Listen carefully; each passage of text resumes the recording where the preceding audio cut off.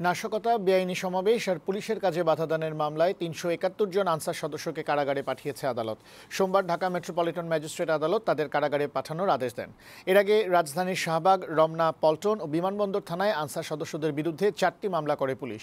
মামলায় ৪২৬ জন আসামির নাম উল্লেখ করা হয়েছে, অজ্ঞাত আসামি প্রায় ১০,০০০। আরও জানাচ্ছেন রাকিব হোসেন।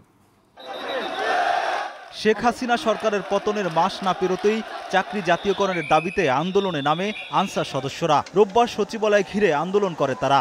অবরুদ্ধ করে রাখে উপদেষ্টা ও বৈষম্য বিরোধী ছাত্র আন্দোলনের সমন্বয়কদের। পরে সাধারণ শিক্ষার্থীরা তাদের সরাতে গেলে সংঘর্ষে জড়িয়ে যায় আনসার সদস্যরা। আহত হয় বেশ কয়েকজন শিক্ষার্থী। এমন নাশকতা ও বেআইনি সমাবেশের অভিযোগে রাজধানীর শাহবাগ, রমনা, পল্টন ও বিমানবন্দর থানায় আনসার সদস্যদের বিরুদ্ধে 4টি মামলা করে পুলিশ। মামলায় 426 জন আনসার সদস্যর নাম উল্লেখ করে আসামি করা হয়েছে। অজ্ঞাত আসামি প্রায় 10,000। গ্রেফতার করা হয় 371 জনকে।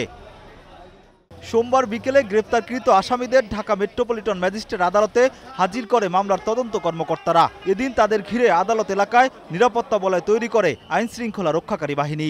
শুনানি শেষে 371 জন আনসার সদস্যকে কারাগারে পাঠানোর নির্দেশ দেন আদালত। আনসাররা সরাসরি এই ধরনের নাশকতা এবং এই ঘটনার সঙ্গে তারা জড়িত, অতএব তাদেরকে জেলখানায় পাঠানো হোক।